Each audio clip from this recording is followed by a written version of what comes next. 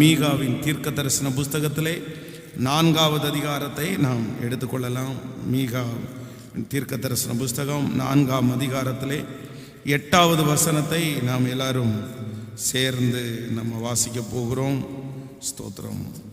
மீகா 4வது அதிகாரம் 8வது வசனத்தை எல்லாரும் சேர்ந்து வாசிக்கலாமா? மந்தையின் துருகமே, சீயோன் குமாரத்தியின் அரணே, முந்தின ஆளுகை உன்னிடத்தில் வரும், ராஜரிகம் எருசலேம் குமாரத்தினிடத்தில் வரும். இன்னொரு விஷயம் கூட வாசிக்கலாம். 1078வது பக்கத்தில் இருக்கிறது, பேஜ் நம்பர் 1078 வாசிக்கலாம் எல்லாரும் சேர்ந்து. மந்தையின் துருகமே, சீயோன் குமாரத்தியின் அரணே, முந்தின ஆளுகை உன்னிடத்தில் வரும், ராஜரிகம் எருசலேமின் குமாரத்தினிடத்தில் வரும். ஹல்லேலூயா.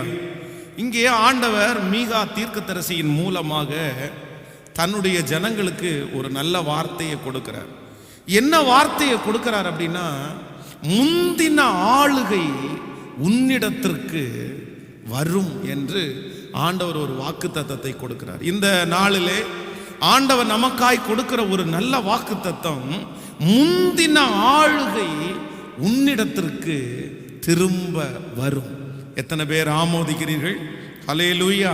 ஒருவேளை ஆண்டவருடைய பிள்ளைகளே, இன்றைக்கு அநேகம் பேர் உங்களை ஆளுகை செய்யலாம். நிறைய பேரை வித்தியாசமான மனிதர்கள் எல்லாம் ஆளுகை செய்கிறார்கள். சிலருடைய ஆளுகையிலே அவர்கள் அடங்கி இருக்கிறார்கள். அவர்களுக்கு ஒரு ஃப்ரீனஸ் இல்லை, எங்கு போனாலும் ஒரு வெற்றியுள்ள வாழ்க்கை அல்ல. ஆனால் ஆண்டவர் நமக்கு வாக்கு கொடுக்கிறார், இல்லை, வெகு சீக்கிரத்திலே ஆண்டவர் உங்களுடைய தலையின் மேல் ஆளுகையை வைப்பேன் என்று கர்த்தர் வாக்கு கொடுக்கிறார். எத்தனை பேர் நீங்கள் விசுவாசிக்கிறீர்கள்? நம்மளை நிறைய பேர் ஆளுகை செய்கிறார்கள். சிலருடைய வீடுகளிலே நம்ம நிறைய பேர் வாடகை வீட்டில் குடியிருக்கிறதுனால அந்த வாடகை வீட்டிலே இருக்கிற அந்த கொடுத்துருக்கிற ஓனர் அவங்க நம்மளை ஆளுகை செய்வாங்க. அவங்க சில ஓனர் ரொம்ப நல்ல மனிதர்களாக இருக்கிறாங்க. ஆனால் சில ஓனர்கள் ரொம்ப வித்தியாசமாக இருக்கிறாங்க. அவங்க அந்த காரியத்தை செய்யக்கூடாது, இதை பண்ணக்கூடாது, இந்த டைமுக்கு வெளியே போகக்கூடாது, இந்த டைமுக்கு உள்ளே வரக்கூடாது, இத்தனை ஆட்கள் தான் வீட்டுக்குள்ளே வரணும், இத்தனை ஆட்கள் வந்தால் வீட்டுக்குள்ளே அனுமதிக்க மாட்டோம். இப்படி நிறைய பேர் அந்த ஆளுகை, என்னை இப்படி ஒருத்தங்க ஆளுகை பண்றாங்களே, எங்களுக்கு எப்போ ஆண்டவர் ஒரு சொந்த வீட்டை கொடுப்பார்? நாங்க எப்போ ஒரு வீட்டில் நாங்கள் தான் அங்கே உரிமையாளர்கள், நான் தான் அந்த வீட்டினுடைய எஜமானன் எஜமாட்டி அப்படின்னு நாங்க எப்போ இருப்போம் அப்படின்னு உங்களுடைய இருதயம் காத்து கொண்டிருக்குமே. ஆனால் ஆவியானவர் இன்றைக்கு வாக்கு கொடுக்கிறார், இல்லை, இனி அவர்கள் உங்களை ஆளுவதல்ல, கர்த்தர் உங்களை திரும்பவும் ஒரு ஆளுகையிலே உட்கார வைப்பேன் என்று கர்த்தர் வாக்கு கொடுக்கிறார். ஆமேன். ஒருவேளை இந்த ஜெபத்திலே இருக்கிற ஆண்டவருடைய பிள்ளைகளே, கடன் பிரச்சனையினாலே யாரோ ஒருவர் உங்களை ஆளுகை செய்திருக்கலாம். ஒரு நாட்களிலே நீங்கள் நிறைய பேருக்கு கடன் கொடுத்திருக்கலாம். கடன் கொடுத்த நேரத்திலே நீங்கள் அவர்களை ஆளுகை செய்யவில்லை, அவர்களை லெகுவாய் விட்டீர்கள். ஆனா இப்போ நீங்க கடன் வாங்குற ஒரு சூழ்நிலை வந்துருச்சு, அவர்கள் உங்களை ஆளுகை செய்கிறார்கள், அவர்கள் உங்களுடைய மனதை கஷ்டப்படுத்துகிறார்கள். ஒவ்வொரு நாளும் உங்களுடைய வீட்டுக்கு முன்னாடி வந்து நிற்கிறாங்க. இப்படி பல சூழ்நிலையை நீங்கள் அனுபவிக்கலாம். ஆனா ஆண்டவர் சொல்லுகிறார், இல்லை, முந்தின ஆளுகை திரும்ப உன்னிடத்திற்கு வரும் என்று கர்த்தர் வாக்கு கொடுக்கிறார். எத்தனை பேர் விசுவாசிக்கிறீங்க? கைகளை மேல உயர்த்தி இந்த வார்த்தையை நான் நம்புற ஆண்டவரேன்னு சொல்லுங்க. ஹல்லேலூயா. எல்லாரும் இருதயத்தின் ஆழத்திலிருந்து சொல்லுங்க, இந்த வாக்கு தத்தத்தை நான் விசுவாசிக்கிறேன். கர்த்தர் முந்தின ஆளுகையை என்னிடத்திற்கு திரும்ப பண்ணுகிறவர்.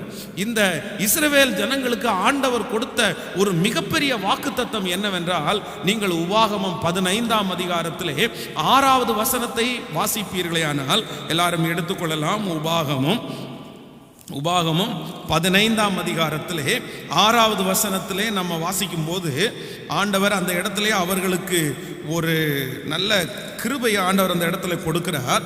15ஆம் அதிகாரம் 6வது வசனத்தை நான் வாசிக்கலாம். உன் தேவனாகிய கர்த்தர் உனக்கு சொன்னபடி உன்னை ஆசீர்வதிப்பதனால் நீ அநேகம் ஜாதிகளுக்கு கடன் கொடுப்பாய், நீயோ கடன் வாங்குவதில்லை, நீ அநேகம் ஜாதிகளை ஆளுவாய், உன்னையோ அவர்கள் ஆளுவது இல்லை. அப்போ ஆண்டவருடைய பிள்ளைகளே, இஸ்ரவேல் ஜனங்களுக்கு ஆண்டவர் முதல் கொடுத்த வாக்குத்தத்தம் என்னவென்றால், நீ அநேகம் ஜாதிகளை ஆளுவாய், நீ அநேகம் ஜனங்களை ஆளுவாய். ஆனால் அவர்கள் உன்னை ஒருபோது என்ன பண்ண மாட்டாங்கன்னா ஆள மாட்டார்கள். ஆனால் இஸ்ரவேல் ஜனங்கள் செய்த தவறுகள், ஆண்டவருக்கு விரோதமாய் செய்த பாவங்கள், அவர்கள் அந்நிய ராஜாக்களுடைய கையிலே விற்கப்படுகிறதுனால இந்த வாக்குத்தத்தம் அப்படியே அவருடைய தலையின் மேல் நிறைவேறாமல் போனது. ஆண்டவர் வாக்கு கொடுத்தாரு, நீங்க தான் ஆளுவீங்க, அவர்கள் ஆள மாட்டாங்கன்னு சொன்னாங்க. ஆனா இவர்களுடைய பாவத்தினாலே, இவர்களுடைய தவறினாலே அந்நியர்கள் இவர்களை ஆண்டு கொண்டார்கள்.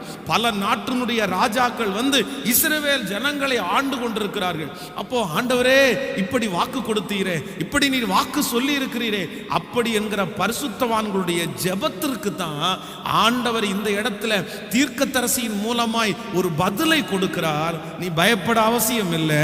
திரும்பவும் ஆண்டவர் முந்தின ஆளுகையை உன்னிடத்திற்கு கொண்டு வருவேன் என்று கர்த்தர் வாக்கு கொடுக்கிறார். ஆமென் சொல்லுங்கள். நான் நம்புகிறேன், நான் விசுவாசிக்கிறேன். ஆண்டவர் ஒரு காலத்திலே, ஒரு நாட்களிலே உங்களுக்கு இஸ்ரவேல் ஜனங்களைப் போல ஆண்டவர் உங்களை வழி நடத்தி இருக்கலாம். நீங்கள் அநேகம் ஜாதிகளை ஆளுகை செய்திருக்கலாம். நீங்கள் ஒரு பெரிய தலைமைத்துவத்திலே இருந்திருக்கலாம். நீங்கள் ஒரு பெரிய பொறுப்பிலே இருந்திருக்கலாம். ஆனால் இன்று எல்லாம் உங்களை விட்டு போய், ஆளுகை உங்களை விட்டு போய், நீங்கள் ஒரு சாதாரணமான மனிதனாய், ஒரு சாதாரணமான நபராய், மற்றவர்கள் உங்களை ஆளுகை செய்கிற அளவிற்கு நீங்கள் மாற்றப்பட்டு இருப்பீர்களே. ஆனால் கர்த்தர் இன்றைக்கு வாக்கு கொடுக்கிறார், இந்த உபவாச ஜெபத்தில் முந்தின ஆளுகை வெகு சீக்கிரத்திலே திரும்ப உங்களிடத்திற்கு வரும் என்று கர்த்தர் வாக்கு கொடுக்கிறார். ஆண்டவர் உங்களை ஆளுகிறவர்களாய் திரும்பவும் கர்த்தர் நிறுத்த போகிறார். முன்பாக நீங்கள் செய்து கொண்டிருந்த அந்த ஆளுகையிலே கர்த்தர் உங்களை மறுபடியும் வைப்பேன் என்று கர்த்தர் வாக்கு கொடுக்கிறார். நான் நம்புகிறேன், இது கர்த்தருடைய வார்த்தை. கர்த்தர் அப்படியே நிறைவேற்றுவார். நான் 50 பேருக்கு தலைவனாயிருந்தேன், 20 பேருக்கு நான் தலைவனாயிருந்தேன். இப்பொழுது நான் அப்படி தலைவனாய் இல்லை. நான் அந்த வேலையிலிருந்து எடுக்கப்பட்டு விட்டேன், அந்த இடத்திலிருந்து நான் துரத்தப்பட்டு விட்டேன். நான் இப்பொழுது சாதாரணமாய் ஒரு வேலை செய்கிறேன். மற்றவர்கள் எனக்கு வேலை கொடுக்கிறாங்க, மற்றவர்கள் என்னை கடினமாய் நடத்துகிறார்கள். இந்த சூழ்நிலை மாறுமா? திரும்பவும் நான் அப்படிப்பட்ட ஒரு சூழ்நிலைக்கு வருவேனா என்று மனப்பதற்றத்தோடு இருக்கிற ஒவ்வொருவருக்கும் ஆண்டவர் சொல்கிறார், முந்தின ஆளுகை உன்னிடத்திற்கு திரும்ப வரும் என்று கர்த்தர் வாக்கு கொடுக்கிறார். ஹல்லேலூயா. நான் விசுவாசிக்கிறேன், இந்த ஜெபத்தில் இருக்கிற ஒவ்வொரு தேவனுடைய பிள்ளைகளுக்கும் இழந்து போன ஆளுகையை கர்த்தர் திரும்பவும் தருவேன் என்று நம்புகிறவர்கள் கரங்களை தட்டி இன்னொரு விசை ஆண்டவருக்கு நம்ம நன்றி சொல்ல போகிறோம். ஹல்லேலூயா.